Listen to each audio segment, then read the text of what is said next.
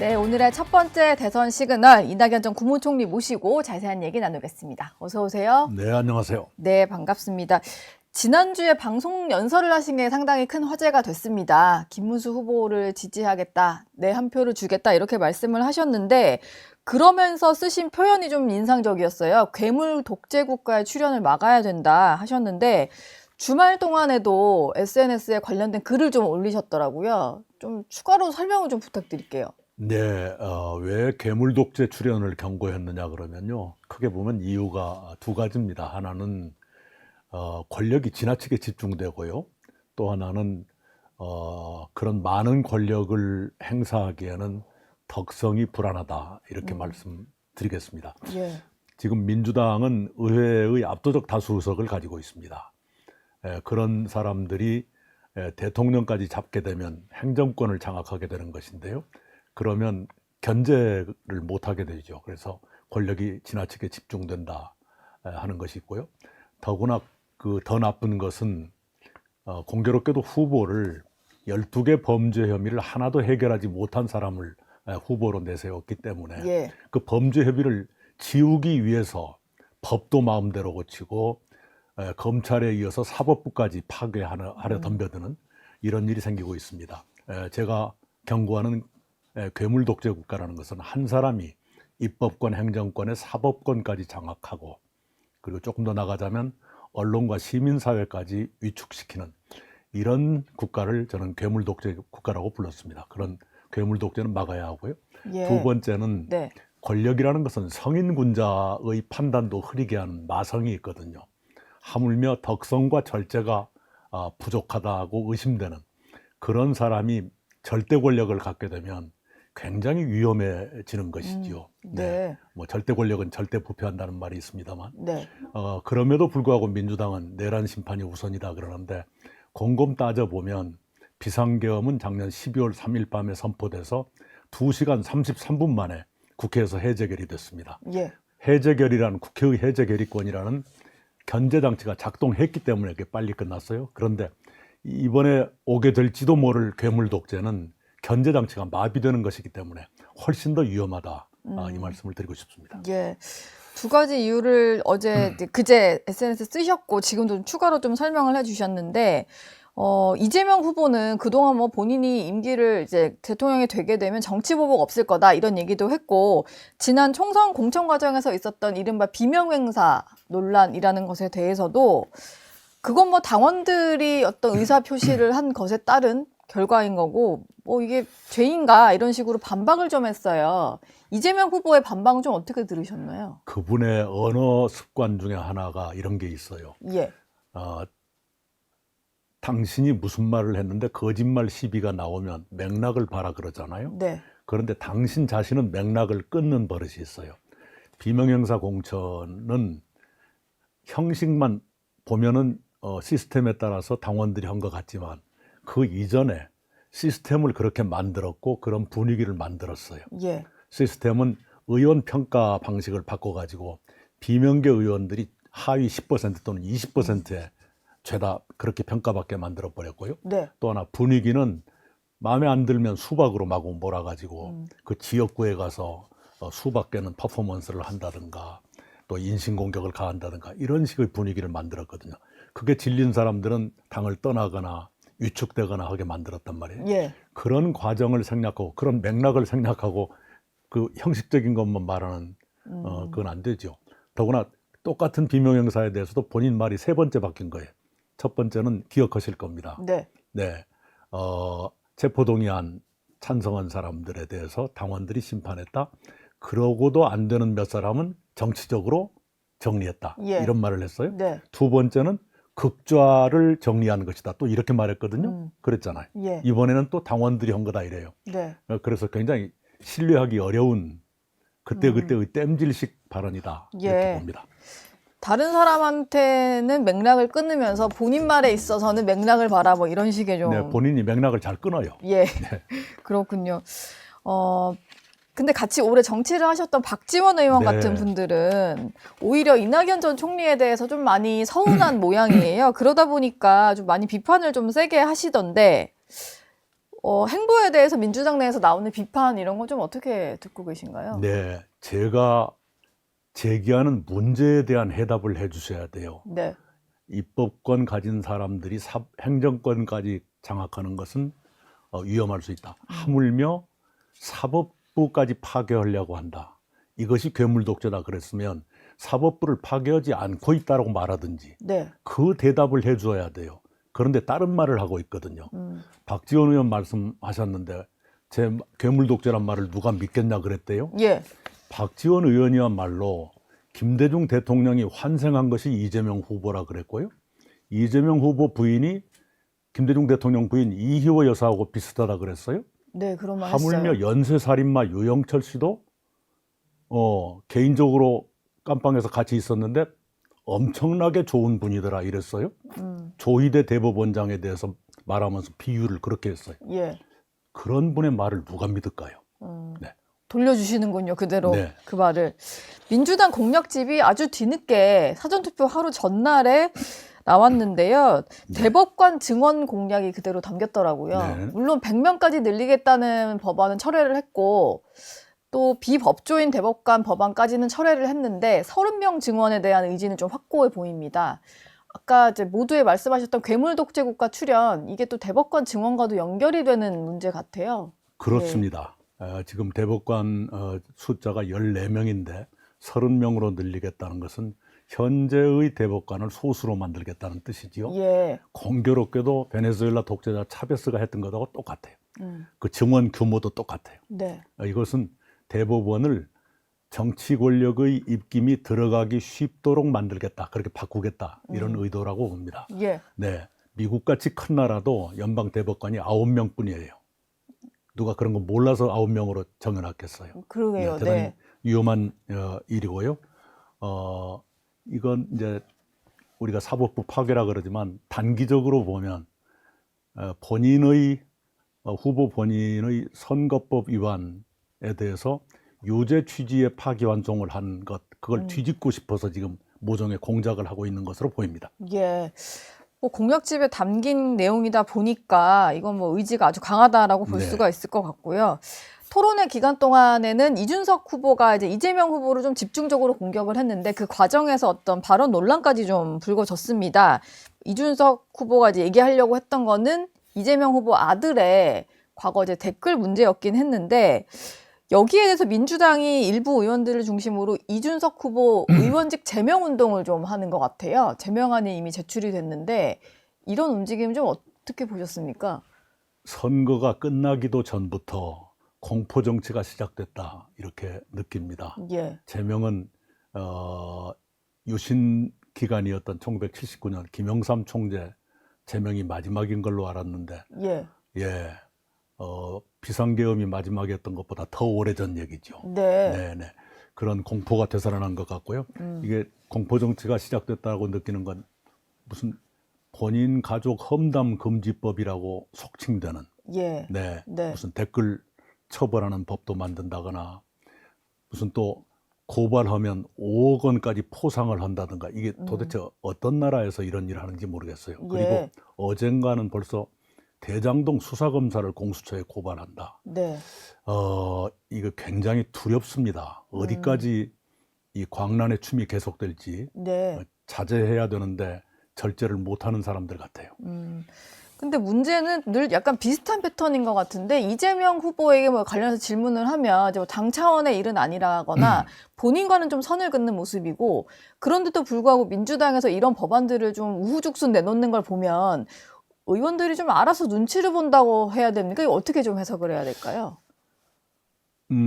정말로 이재명 후보의 의사에 반하는 일이 벌어지고 있다면 그나마 불행 중 다행이겠지만 예. 네, 내부적으로는 그렇게 부추기거나 묵인하면서 바깥에는 자기 의사가 아닌 것처럼 한다 그러면 그것도 상당히 공포스러운 얘기죠. 예. 알겠습니다. 또 이제 선거 마지막 판에 좀 나와서 유시민 작가의 발언이 또 하나 논란이 됐었습니다. 김문수 국민의힘 후보 배우자 이제 설란영 씨에 대해서 발이 공중에 떠 있다, 뭐 제정신이 아니다 이런 얘기를 좀 했었어요.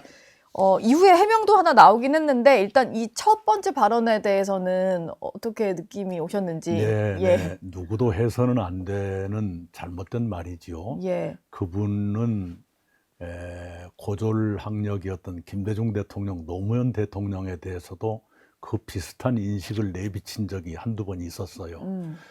굉장히 뭐랄까요, 가슴이 아프네요. 예. 왜 아직도 그런 인식이 우리 사회에 남아 있는지.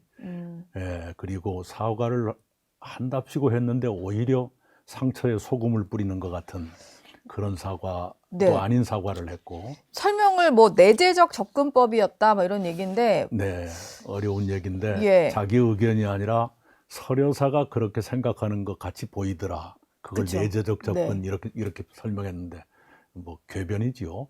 게다가 이재명 후보마저도 부적절한 발언이라고는 했으나 결과적으로는 감싸는 듯한, 네.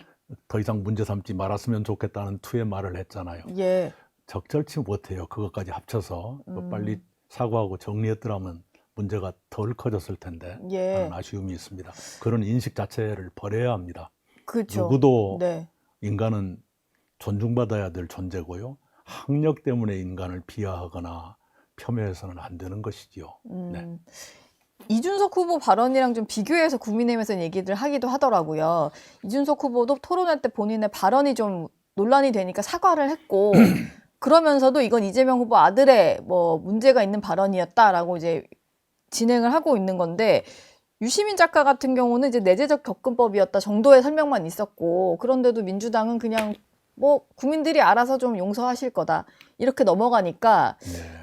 너무 좀 이중잣대 아니냐라는 지적이 있는 것 같아요. 이준석 후보 발언은 이렇게 보는 게 좋을 것 같아요. 예. 언론기관이니까 예를 들면 어떤 강력 사건이 있었다. 네.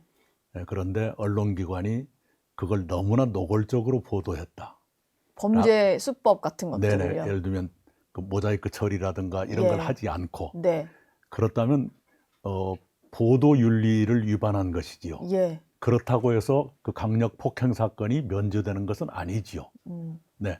이준석 의원의 발언도 정치 윤리를 위반한 것은 위반한 건데 그런다고 해서 원래 있었던 범죄가 사라지는 것은 아니죠. 예. 네, 그렇게 구분해서 보는 게 좋을 것 같아요. 알겠습니다. 호남 지역 투표율 얘기를 좀 해보겠습니다. 이번 대선의 사전 투표가 첫날부터 해서 둘째 날 오전까지는 분위기가 상당히 좋았는데요. 오후부터 좀 꺾이기 시작을 해서 선관위 이제 선거 부실 관리 이거 뭐 논란도 아니고 실제로 부실 관리 정황이 많이 드러났습니다. 이게 전반적으로 전체 투표율에 좀 악영향을 줄 거라는 얘기도 있는 것 같은데 어떨까요? 네, 선관위가 정말로 한심한 겁니다. 이 부정선거 시비가 계속되고 있고 예. 선관위가 도마에 오른 지가 한두 번이 아닌데 이번에도 또 그런 부실 관리를 했다는 게 정말 한심해요. 게다가 더 나쁜 것은 무슨 사건인가는 조사도 해보기 전에 자작극 같다 이렇게 결론 비슷하게 내놨잖아요. 네. 그런 식으로 하니까 신뢰를 못 얻고 계속 불신만 쌓이는 거예요. 정말 선관위 수술해야 됩니다. 예. 네, 저도 사전투표하면서 비교적 첫날 오전에 가서 사전투표하면서 우리 선거관리 기법을 신뢰합시다 이런 얘기까지 했는데 제 말이 무색해져 버렸어요. 그러니까요. 제가 철없는 사람 예. 됐어요. 선관위 그러면 안 됩니다. 정말 손봐야 됩니다. 사전투표 이제 선관위 내부에서조차 사전투표 이대로 갈 거면 좀 손봐야 된다. 아예 당연하죠. 없애야 되는 거 아니냐라는 말까지 좀 나온다는데. 당연하지요. 예. 대한민국이 2025년에 선거 관리 하나 제대로 못하는 국가다. 이런 거 있어서는 안 됩니다. 네. 그 전체 투표율은 조금 꺾이긴 했는데 그래도 평일에 치러진 사전투표다 보니까 본투표까지 합쳐서 얼마나 나올지는 좀 봐야 될 것 같고요. 근데 좀 한 가지 재밌는 포인트는 전국 평균 투표율은 떨어졌는데 사전투표의 경우에 호남 지역은 오히려 올랐더라고요. 네. 이건 좀 어떤 현상으로 해석을 해야 될까요? 우선 호남은 5.18이라는 트라우마가 있기 때문에 예, 비상계엄에 대한 심판이라는 의식이 꽤 많이 있을 거예요. 예, 네, 그래서 투표율이 높아졌을 거고요. 또 하나의 호남의 특성은 지자체, 국회의원, 지방의원 모두 다 민주당이 독점하다시피 하고 있고 그 장악력이 엄청나게 강합니다. 그래서 네. 조직적인 대중동원, 무슨 억지로 끌어갔다는 뜻이 아니라 분위기를 조성한다든가 언론으로 한다든가 또는 여러 가지 이유로 이렇게 차 타고 이동하시는 걸 도와드린다거나 예. 이런 방식이 횡행합니다. 아. 그 두 가지, 호남의 그 비상계엄에 대한 트라우마, 또 하나는 민주당 독식 구조, 이 두 가지가 작동했을 것이라고 봅니다. 이게 사실 신경을 안 쓸 수가 없을 게 내년에 당장 지방선거가 있고 각 지역별 투표율, 득표율 이런 것들이 또 당내에서는 신경을 써야 되는 부분일 수 있으니까 그런 것들이 다 작동을 해가지고 전반적으로 되게 투표를 독려하는 분위기가 좀 세게 일었을 거다. 네네. 이런 말씀이시군요. 근데 듣다 보면 그러면은 이거 민주당한테 유리한 거겠네요. 그럴 수가 있겠지만 예. 대체로 보면은 과거에는 민주당에서 투표율이 올라가면 영남을 자극할까봐 네. 그죠? 호남이 올라가면 오히려 마감 시간 직전에 얼른 가서 투표하거나 그런 일도 있었는데 이번에는 빨리 한 것 같아요. 아, 네, 그래요? 그래서 제가 드린 말씀은 딴 쪽을 에서 또 어떻게 보고 어떻게 반응할 것이냐의 문제가 남아 있을지도 모른다. 그 예. 말씀이죠. 일단 본투표 성향이 또 기존에도 TK 지역은 본투표 성향이 더 강하기는 하니까. 근데 지금 민주당 같은 경우는 지난 대선 때를 조금 유추를 해보면 윤석열 당시 후보가 호남에서 좀 유의미한 득표를 얻은 지역도 있었던 것 같고요. 그러다 보니까 이재명 후보도 이번에는 내가 민주당 대선 후보인데 호남에서 득표를 좀 많이 해야 된다라는 목표가 있는 것 같아요. 그래서 이제 투표율은 85%, 득표율은 90% 이상을 좀 목표로 하겠다. 호남 지역의 경우에는 이런 수치를 내세웠던데 이건 좀 달성 가능한 목표치라고 보시나요? 뭐 목표라는 게 늘 현실보다 좀 위로 잡는 버릇이 있죠. 예. 그런데 자꾸 호남을 이런 식으로 거의 표의 자동 판매기처럼 취급하는 이게 호남의 발전을 저해할 수 있습니다. 그 점에서는 굉장히 가슴 아파요. 물론 선거를 하는 입장에서는 한 표라도 더 얻고 싶겠지만 호남은 뭐냐 이런 질문이 나올 수 있는 것이죠. 예. 호남도 정치적인 다양성이 좀 더 활발해져야 되고 선택권이 좀 더 넓어져야지요. 계속 어느 한 당만 잘못하더라도 그냥 간다. 이게 자랑스러운 일은 아니잖아요. 예. 네, 그 점에서 제 고향이지만 호남이 참 안타깝다. 그리고 정치권도 호남을 제발 좀 놔줘라. 네. 네, 당신들 호주머니 속에 들어있는 조약돌이 아니다. 네, 이 말씀을 꼭 드리고 싶네요. 사실 뭐 TK라고 해서 국민의힘 쪽만 뭐 바라보는 것도 이제 올바른 것은 아닌 거고 호남 역시 마찬가지니까. 민주당이 TK에 대해서는 제발 좀 그러지 말라고 그러는데 호남에 대해서는 90% 얻어야 된다고 그러잖아요. 네. 그건 앞뒤가 안 맞는 얘기죠. 지금 이제 국민의힘에서는 이정현 전 의원, 이정현 전 대표가 호남에서 지역구 당선이 된 이력도 있고 열심히 내려가서 김문수 후보를 좀 지원 유세를 하고 계시는데 이정현 의원은 계속 흐름이 좀 좋아진다 이런 얘기를 하셔요. 그리고 한 호남에서 30% 이상만 밀어주면 우리가 이길 수 있다 이런 얘기를 하는데 예. 예. 이정현 의원이 호남에서 당선되셨던 그 선거에 김부겸 의원이 대구에서 당선됐어요. 네. 이게 서로 좋은 쪽으로 작용을 한 거예요. 대구에서 민주당 의원을 뽑아주었다. 호남에서 국힘의원을 뽑아주었다. 예. 이런 쪽으로 갔으면 좋겠어요. 그런데 점점 따로 더 나쁜 쪽으로 가면 더 악화되고 정치 발전이 안 되는 거죠. 네. 지금도 그게 있는지 모르겠습니다. 한 2, 3개월 전에 광주 KBS 여론조사를 보면 민주당이 이재명 아닌 사람을 내놔야 한다는 응답이 31%였거든요. 그 정도가 될지 아니면 조금 줄었을지 그건 모르겠습니다만 네. 분명한 것은 민주당이 거의 공포 분위기까지 조성해 가면서 몰아가고 있지만 예.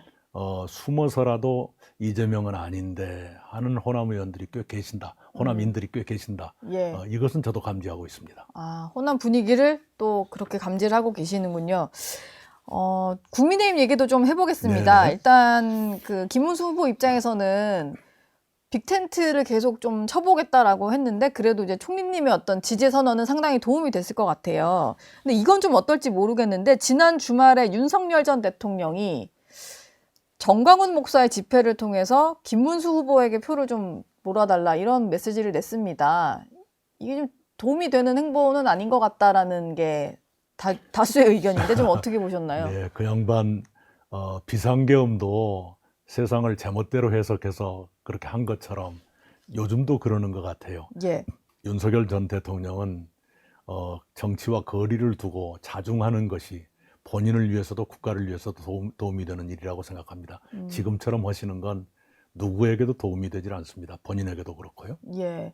김용태 비대위원장은 좀 상대적으로 젊은 의원이고 이번에도 계속 윤 전 대통령과의 절연에 있어서 좀 그래도 시시때때로 이제 메시지를 내준 것 같은데 이번 같은 경우에도 탄핵 반대 당론을 무효화하겠다. 이런 식으로 선거 마지막까지도 대통령과 선 긋는 행보를 좀 보이고 있어요. 김용태 의원의 어떤 이런 목소리는 좀 어떻게 평가하시나요? 옳은 얘기죠. 헌법재판소가 판단을 내렸으면 그 판단을 받아들인다면 당론도 당연히 바꿔야 되는 것이죠. 예. 그 김용태 의원이 젊으신 분이지만 그런 건 상당히 인상적이에요. 네. 또 대법원의 유죄 판단이 나와도 그걸 무시하고 부정하려는 민주당과는 상당히 대비되는 태도다 이렇게 생각을 합니다. 예. 국힘 모두가 다 그런 생각을 가진 건 아니겠지만 네. 비대위원장이고 젊은 의원이 그런 태도를 보이시는 건 바람직한 변화다 이렇게 생각합니다. 가장 궁금한 질문을 좀 끝으로 드려야 될 것 같은데 이낙연 전 총리님이 김문수 후보를 그래도 지지하겠다라고는 하셨는데 뭔가 그 개헌이라는 좀 큰 대의 명분하에서 좀 힘을 합치신 거고 유세 현장에 나오시는 좀 않다 보니까 오늘 자정까지면 이제 끝나잖아요, 선거 유세도. 오늘은 좀 현장에서 볼 수 있는 건가 궁금해하시는 분들이 많을 것 같아요. 예. 네. 아직까지 결정을 못했습니다. 왜냐하면 이렇게 제가 할 수 있는 것도 있지만 몸이 덜 따라가는 분야도 있어요. 예. 이해해 주셨으면 좋겠고요. 그만큼 제가 고심을 많이 하고 있다. 또 지난번에 그런 결정도 대단히 고심 어린 결정이었다. 예. 이것을 이해해 주시기 바랍니다. 알겠습니다. 민주당 얘기를 아까 하는 와중에 조금씩 민주당이 이제 조금씩 드러나는 독재 국가의 서막이라고 해야 될까요? 뭔가 법안으로 나라를 다 뒤집어 보겠다라고 하는 시도가 좀 보인다라고 하셨는데 가장 좀 우려되는 부분들, 뭐 공약이든 법안이든 아니면 이재명 후보가 나와서 하는 말이든 좀 최근에 가장 걱정되시는 부분이 있으실까요? 네, 우선 사법부까지 손안에 넣고 마음대로 주무르려고 한다. 이건 대단히 위험한 것이고요. 예. 그리고 정치 보복은 없다고 하면서도 계엄 표결에 참여하지 않은 국회의원들을 형사처벌할 것 같은 얘기들을 하고 있잖아요. 네. 그것이 형사처벌 대상이 되는지 모르겠습니다. 정치적 비난의 대상이 된다는 건 알겠는데 예. 그러면서도 정치 보복이 아니라 그러는데 굉장히 만약에 그런 식으로 간다면 네. 지난 3년 동안 계속됐던 정치적 내전이 공수만 바꿔서 계속된다는 얘기일 텐데 굉장히 국가적으로 불행한 사태가 올 것 같은 생각이 들어요. 예. 네, 이 내전은 빨리 끝내야 됩니다. 그리고 거듭 말씀드리지만 계엄은 2시간 33분 만에 해제 결의가 됐고 예. 그 계엄을 했던 주범이라 할 수 있는 윤석열 씨와 그 관련자들, 관련된 부하들 모두 잘려서 지금 재판받고 있지 않습니까? 네. 말하자면 내란은 정리 중이라요. 예. 그런데 독재는 진행 중입니다. 네. 이 점에서 우리 대한민국의 앞날을 어떻게 할 것인가, 우리가 앞으로 어떤 삶을 살 것인가 하는 점을 놓고 본다면 네. 독재가 더 두려운 일일 수도 있다. 예. 이것을 국민들께 말씀드리고 싶습니다. 그때는 표결로 계엄을 해제라도 시킬 수 있었지. 그런 견제 장치가 있었죠. 네. 그리고 이제 대통령에 대해서도 탄핵 소추와 헌법재판소의 파면 결정이 가능했어요. 의석 구조가 그랬는데 그랬습니다. 앞으로는 좀 네, 그런 견제 장치가 전부 마비되는 것이죠. 예. 그래서 이제 좀 극단적으로 말하면 엄청난 잘못을 해도 이재명 씨가 하면 탄핵도 안 한다 이런 얘기가 되거든요. 네. 네네, 탄핵도 안 되는 대통령을 출연시킬 것인가. 네. 네. 알겠습니다. 지금까지 이낙연 전 국무총리와 함께했습니다. 오늘 말씀 감사합니다. 감사합니다.